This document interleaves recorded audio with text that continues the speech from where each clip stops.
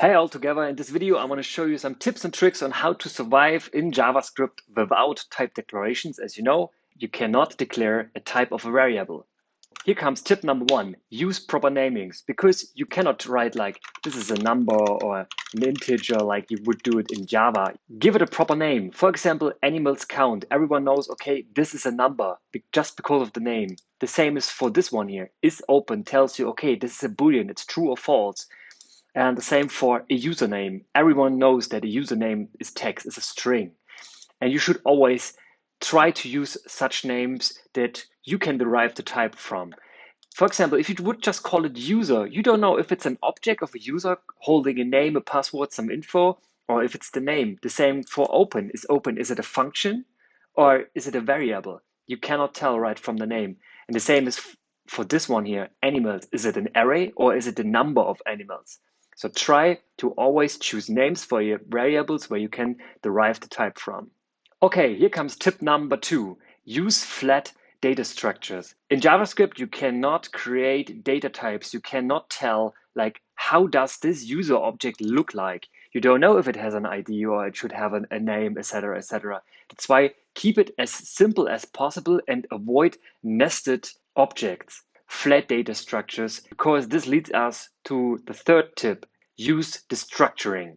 Destructuring is a feature in JavaScript that allows you to destruct an object right into its properties. And especially for function declarations, this is very useful. You know, we have a function here that's called add user, and we're passing an object that is user. Other developer would not know what and how this user object looks like and what properties of that user we actually need right in the function, right from the signature of the function. Down here, if you use the destructuring, you immediately can see, okay, we actually need the ID and the name and this packed into an object. Tip number four, use type checks. For every data that comes from the outside into your application, for example, from a server request or from a user input, you should always check the type. Because if there is a data coming in that looks different than you expect, it would probably silently fail because JavaScript is not throwing any error if there's any kind of different data coming in. You need to check this on your own.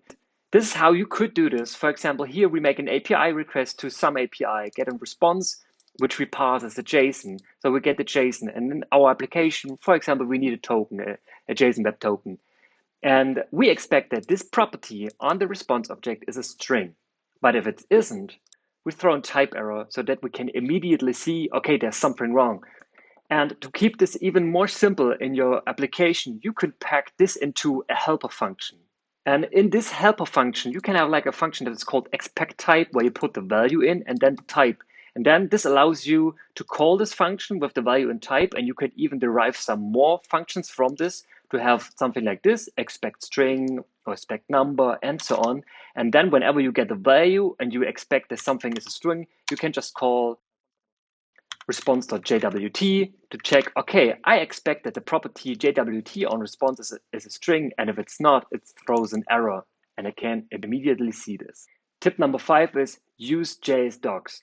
Those are special commands that allow you to declare types, and this is especially helpful on functions. As you can see here, we have a function called greet, and it gets two parameters, a name and an age. We probably can derive the type of those right from the variable name, but it's even more nicer to put this in this JSDoc command, because then if we call this function here in our IDE, we get nice auto-completion, because IntelliJ or also Visual Studio Code right away will tell us, okay, this is expecting a string.